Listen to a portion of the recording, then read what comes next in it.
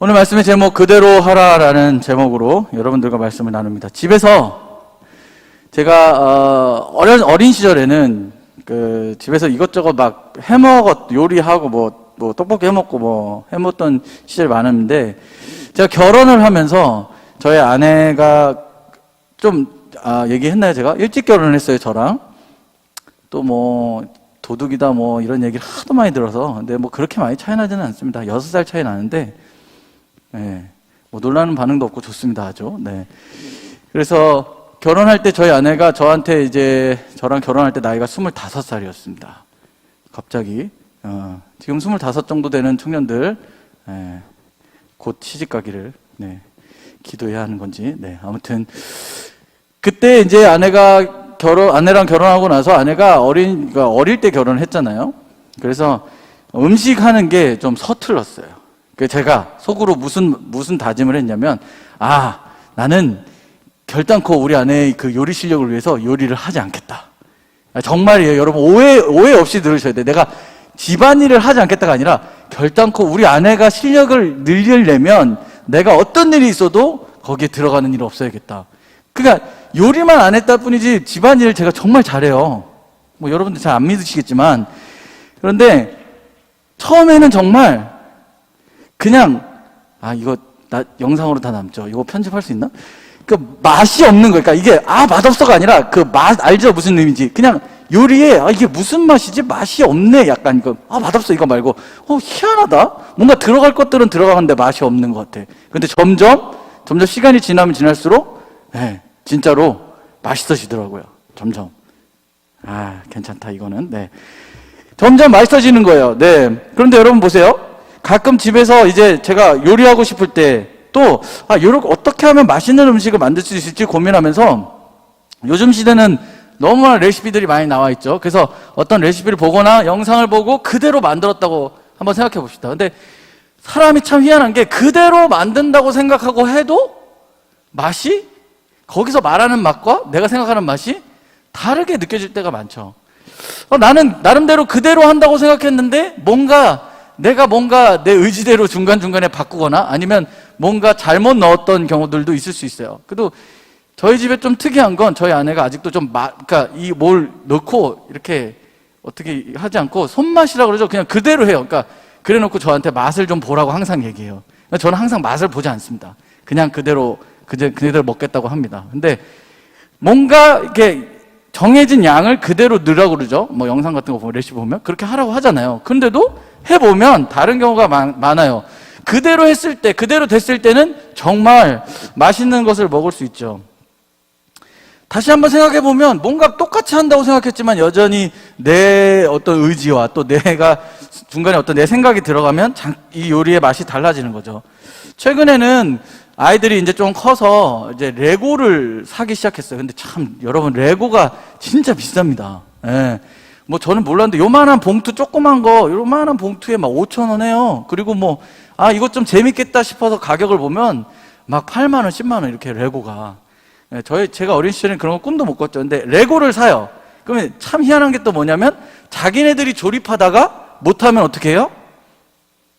아빠, 이거 좀 도와줘요. 이렇게 얘기한다는 거죠. 그래서 저도 잘 모르니까 막 설명서를 보고 그대로 한다고 생각하고 막 해요. 근데 잘 안 되는 경우들이 있어요. 참 설명서가 참 어렵습니다. 이게 어느 정도 이게 설명을 아주 자세하게는 안 하고 이렇게 그림으로 요즘 많이 뭘 설명하잖아요. 레고도 그렇고 무슨 뭐 이렇게 의자를 사거나 뭐 이렇게 조립품을 사면 다 보면 그림으로 설명을 해놔서 때로는 이해하기 쉬울 것 같지만 어려울 때도 많더라고요. 안 될 때도 많고.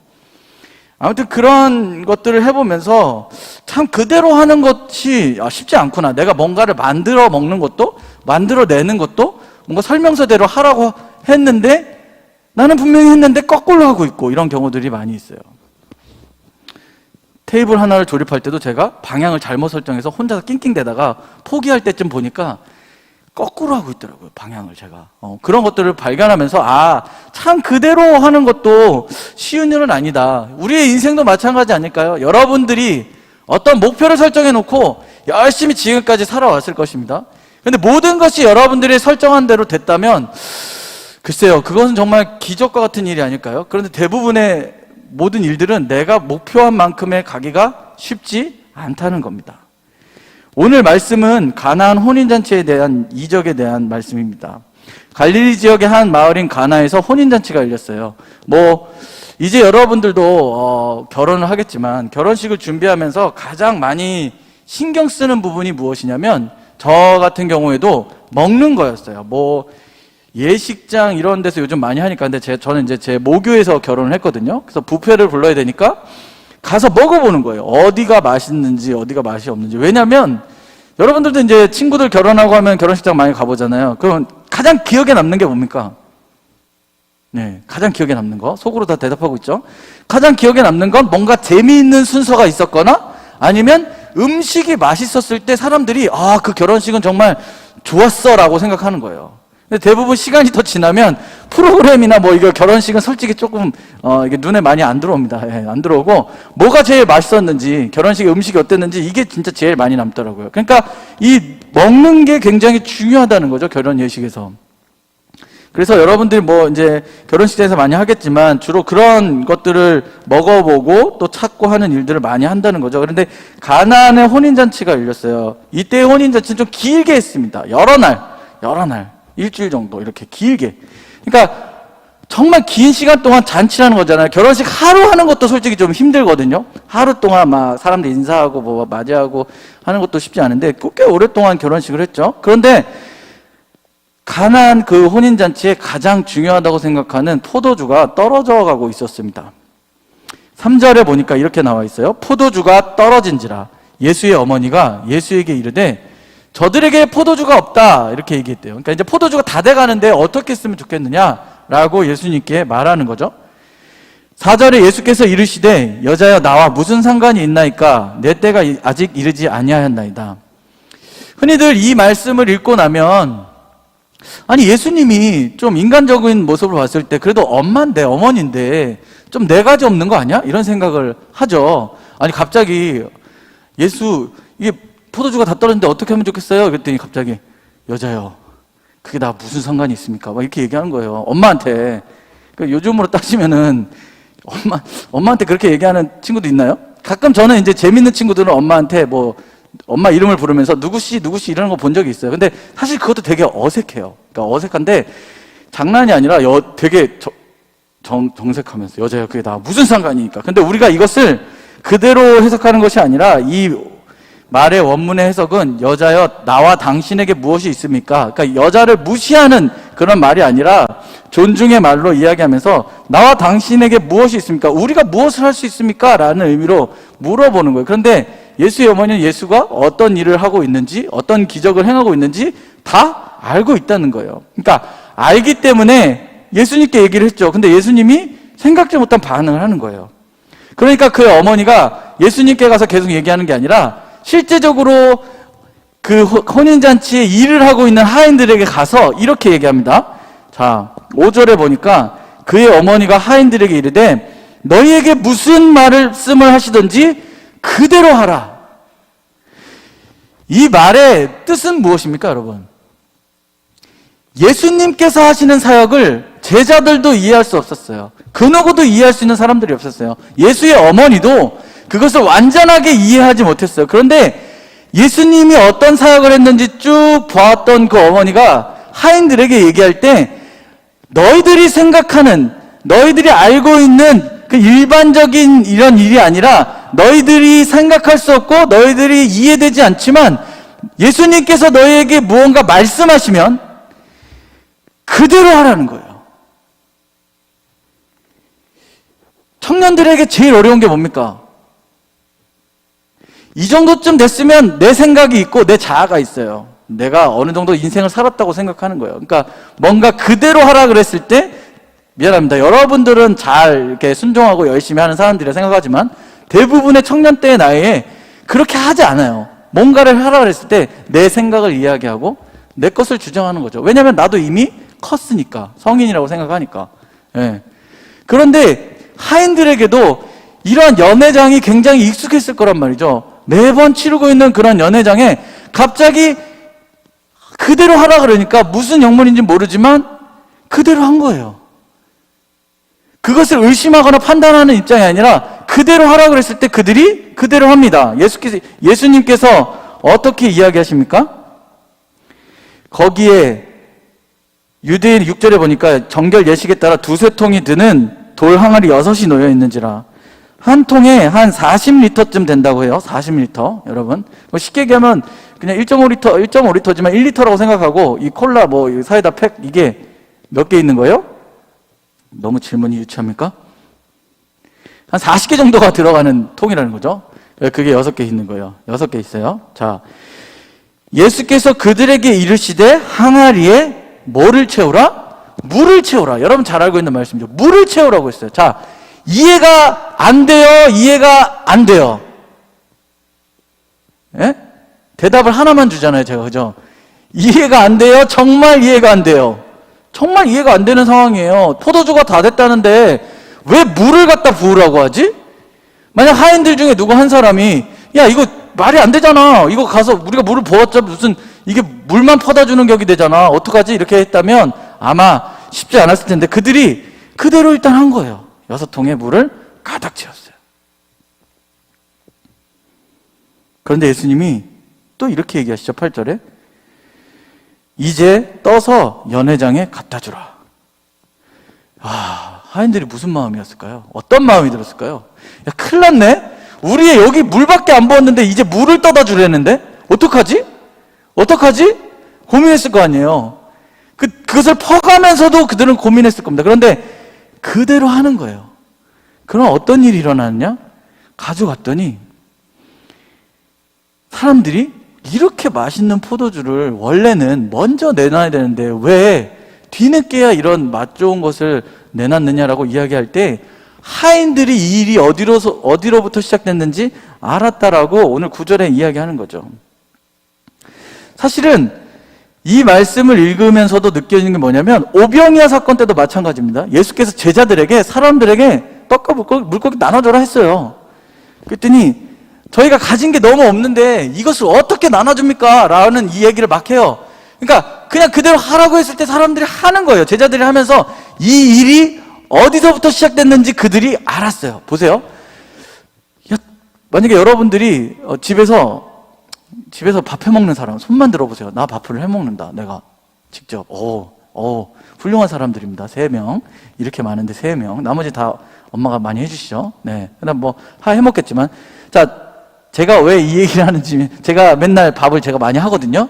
자꾸 이상한 얘기를 하는 것 같긴 한데, 제가 늘 보면서 제일 걱정하는 게 뭐냐면, 쌀통에 쌀이 떨어질까봐, 사러 가야 되니까, 이제 그런 생각 많이 해요.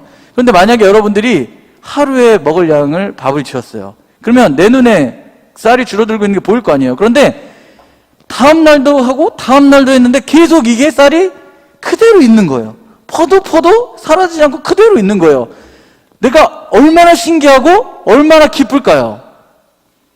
뭔가 여러분들이 누군가에게 이건 불가능한 일인데 라고 생각했는데 내가 그 불가능한 속에서 그 일을 직접 하고 있는데 가능한 일로 바뀌고 있고 많은 사람들에게 나눠주는 나는 어떨까요? 저는 사실 떼어 나눠주는 제자들이 굉장히 기뻤을 것 같다는 생각을 했어요. 정말 신기하다. 그런데 계속해서 나눠주는, 계속해서. 분명히 끝나야 되는데 끝나지 않고 계속해서 나눠주는 그 제자들의 기쁨. 하인들도 마찬가지였을 거라 생각합니다. 물을 퍼다 주라고 그랬는데 물을 퍼다 주니까 진짜 최고급 포도주가 된 거예요. 그러니 이것을 퍼다 주는 이 하인들이 이것이 어디로부터 시작됐는지 아는 그들은 아마 굉장히 마음에 감동과 기쁨이 있었을 거예요. 신기하고 놀라웠을 거란 말이죠.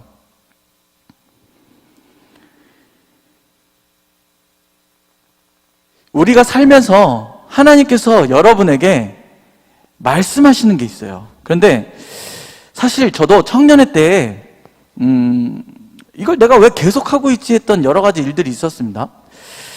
그 중에 하나가 노방전도였어요. 지금은 이제 그런 걸 거의 못하니까 어려워서. 근데 저는 서울에 있는 부가현동이라는 데서 살다가 40몇 년 살다가 이제 재작년에 이사 왔는데 그 2호선 아현역이라는 한켠의 은행 앞에서, 문 닫은 은행 앞에서 스피커와 악기를 들고 가서 거리에서 1시간 동안 찬양을 하는 거예요. 매주 목요일마다. 거의 10년을 그렇게 했습니다. 어느 날 나가기 싫어요. 추운 날 나가기 싫죠. 기타 쳐야 되고 손 막 끊어질 것 같고, 좀 비가 내릴까 말까 할 때, 그럴 때 어떤 마음이 들어요? 차라리 비가 많이 내려라.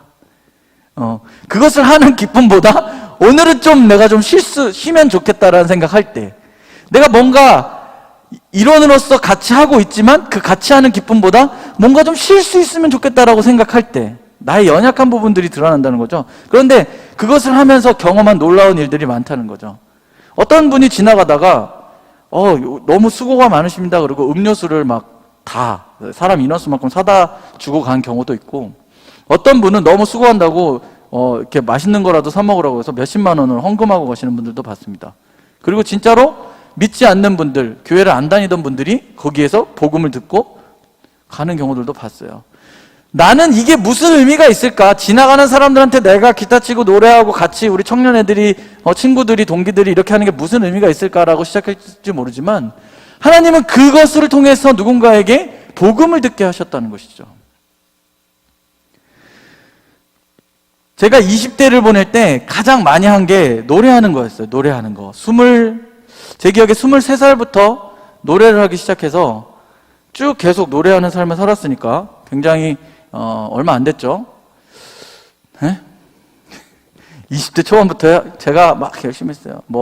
얘기했지만 노래를 녹음하고, 하필이면 2002년 5월에 그 앨범을 냈을까요?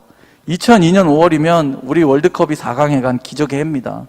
왜 하필 그때 앨범을 내서 사람들이 모르게 나는 그렇게 묻혀버렸을까라는 생각을 많이 했었습니다. 그런데 지금도 놀라운 것은 제가 부른 야베스의 기도란 찬양이 전 세계에 있는 한인들이 지금도 교회에서 특송을 하고 예배 때 찬양을 해요. 그러니까 내가 누군지는 의미가 없어요. 제가 누군지 몰라도 돼요. 그런데 정말 제가 느꼈을 때 놀라운 것은 무엇이었냐면, 전 세계에 있는 한인들이 어디선가 나의 찬양을 듣고 내가 부른 찬양을 듣고 거기에서 은혜를 나누고 있는 것을 보니까 참 이것이 놀라운 하나님의 은혜가 아닌가라는 생각을 많이 한다는 거죠. 때로는 원망도 했어요. 사실 유명한 가수들은 유명한 곡 하나만 있으면 먹고 산답니다. 근데 제가 부른 노래가 굉장히 유명한데 사람들이 제가 누군지 몰라요. 여러분들도 모르잖아요. 괜찮아요. 알아가면 되지. 그러니까 그런 마음이 순간 불쑥불쑥 들 때가 있었어요. 왜 하나님, 저는 끝까지 이렇게 찬양하면서 살아야 됩니까? 저도 더 멋지게 살고 싶고 저도 더 화려하게 살고 싶습니다. 그러니까 이거 이제 그만하면 안 됩니까? 너무 힘들어요. 그때 제가 4명이서 같이 활동했거든요. 이거 너무 힘들어요. 좀 어떻게 혼자서 하면 안 됩니까?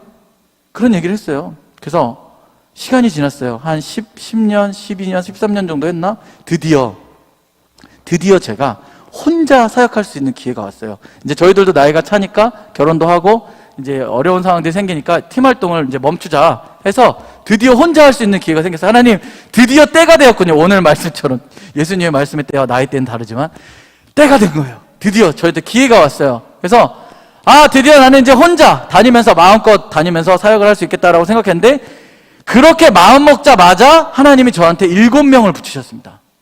3명이 떠나가고 7명이 붙었어요. 무슨 얘기냐면, 제가 팀으로 사역하던 그 팀이 이렇게 멈추기를 약속하고 잠정적으로 그만해야지, 이제 혼자 다녀야지 했는데, 하나님이 이제는 워십 밴드로 같이 다녀라 하고 7명을 붙이셨어요. 드럼 치는 애, 기타 치는 애, 이렇게 하고 다 붙였어요. 제가 그때 완전히 제 마음을 다 내려놨습니다. 이건 정말 내 뜻대로 되는 게 아니구나. 그리고 여전히 화려하고 좋은 곳이 아니라 연약하고 복음이 증거되지 않은 곳에, 할머니들에게, 또 교도소에, 연약한 아이들에게, 또 군부대에 저를 계속 보내셨어요. 금요 예배 때도 얘기했지만 제가 10년 동안 오사단 신교대를 10년을 갔습니다. 10년을. 여러분 생각해 보세요. 군대에 남자 목사가 오는 걸 좋아할 리가 없잖아요. 제가 한 500명, 600명 되는 훈련병들 앞에 이렇게 뒤에서부터 만약에 얘기하면 여기 꽉 찼어. 근데 뒤에서부터 자, 유재범 목사님 소개합니다. 뒤에서부터 걸어 나가요. 나가는 순간부터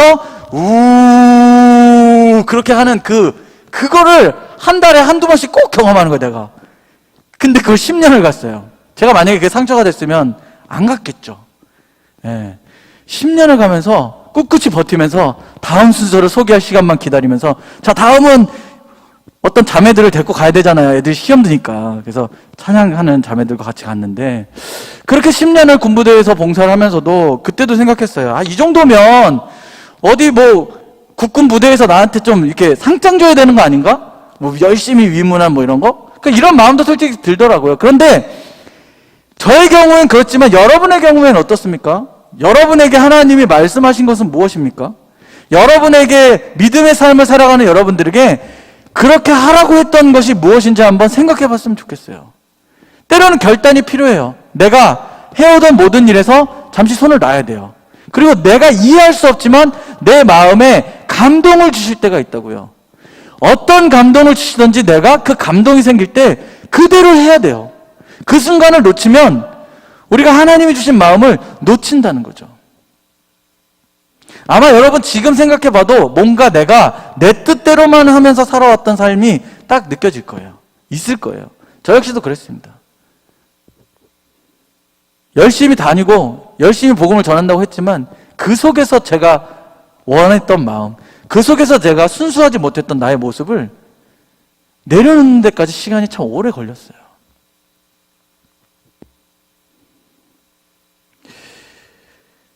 여러분의 삶에 아마 굉장히 많은 고민과 또 굉장히 많은 부딪힘이 있을 것이에요.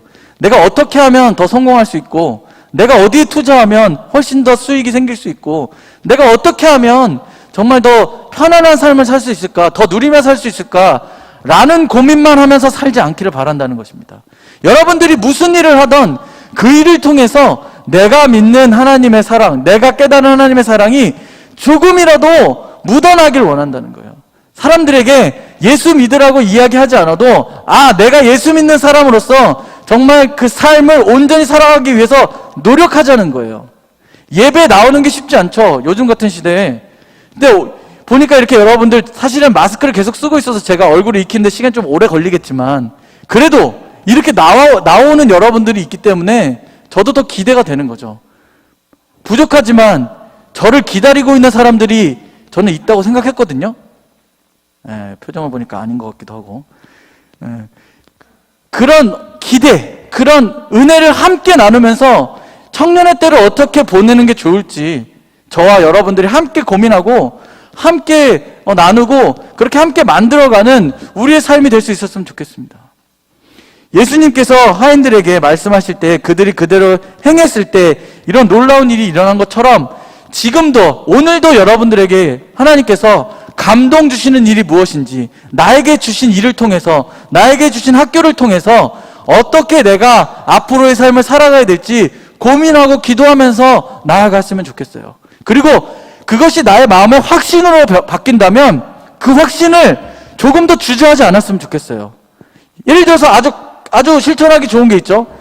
보니까 가끔 이렇게 어떤 사람들을 보면 누구를 봤을 때 예를 들어서 옷을 보는 사람들이 있고 넥타이를 보는 사람이 있고 헤어스타일을 보는 사람들이 있고 여러분들이 보는 성향이 다 다르잖아요. 쉽게 얘기해서 목사님 봤는데 넥타이가 후져 보여. 근데 그게 다른 사람 눈에는 안 보이고 내 눈에만 보이는 거야 자꾸. 목사님 이렇게 얼굴이 잘생겼는데 넥타이가 후져 보이지? 이렇게. 그건 아닌가?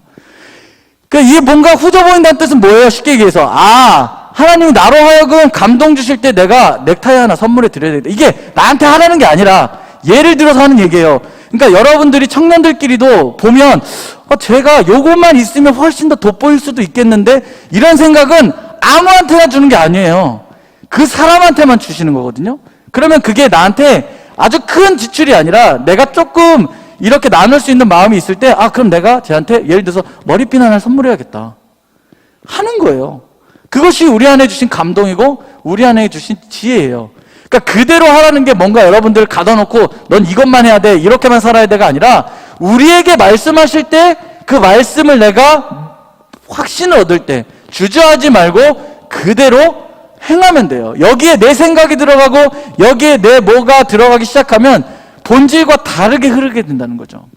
그러니 하나님께서 이제 여러분들에게 말씀하셨고 이전부터 지금까지 만약에 무언가 말씀하셨다면 나의 마음에 계속해서 감동을 주셨다면 여러분 그대로 행하라 이겁니다.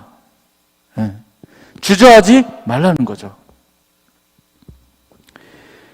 11절에 보니까 이렇게 나와 있습니다. 예수께서 이 첫 표적을 갈릴리 가나에서 행하여 그의 영광을 나타내심에 제자들이 그를 믿으니라. 제자들이 그 표적을 보고 예수를 믿었다고 이야기하고 있어요.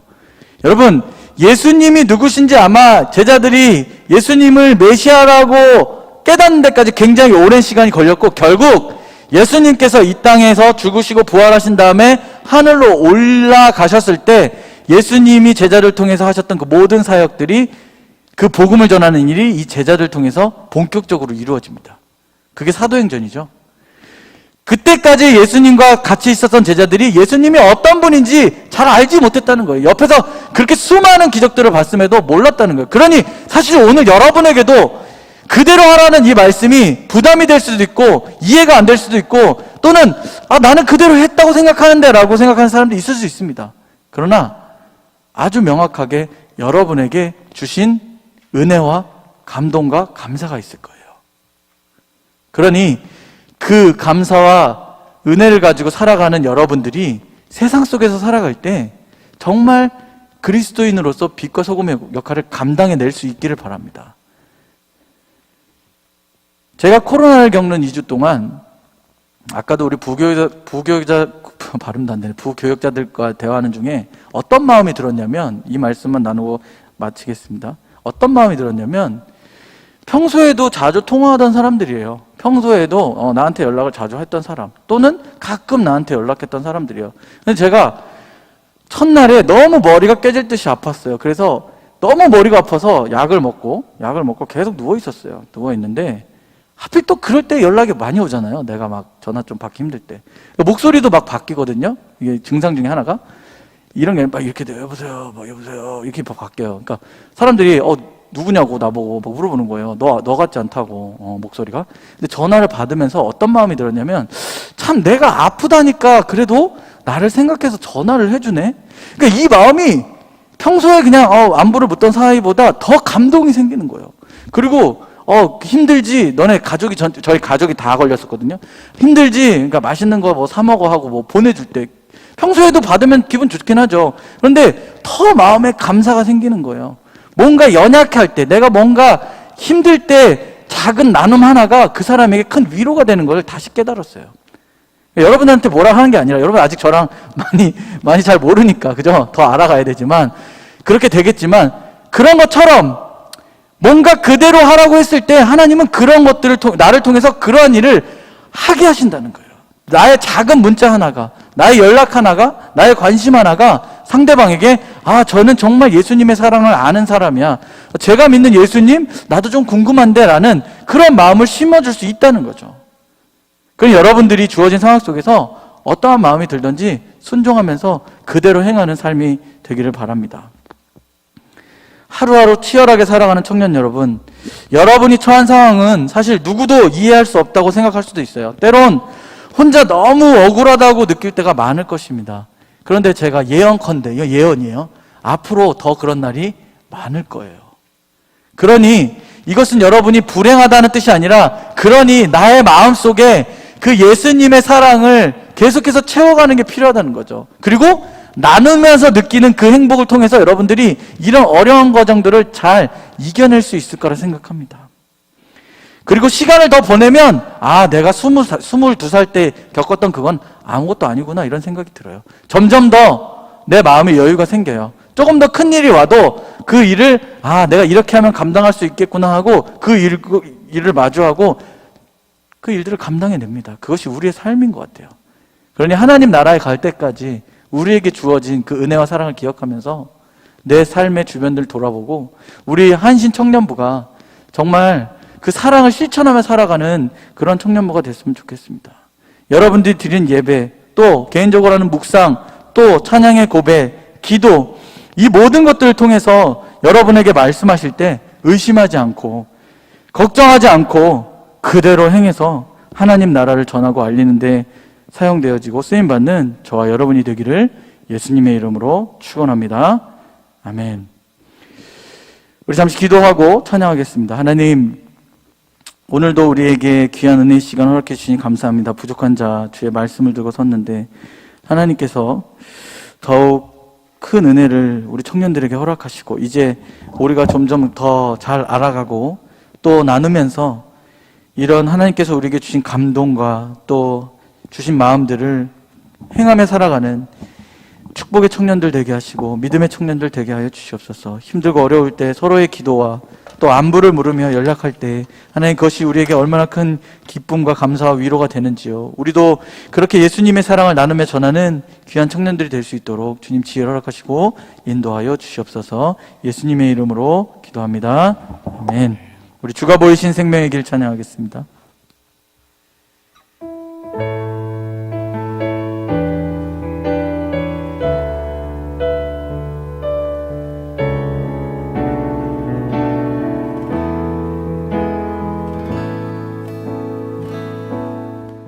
주가 보이신 생명의 길, 나 주님과 함께 상한 마음 들이며 주님 앞에 나가리.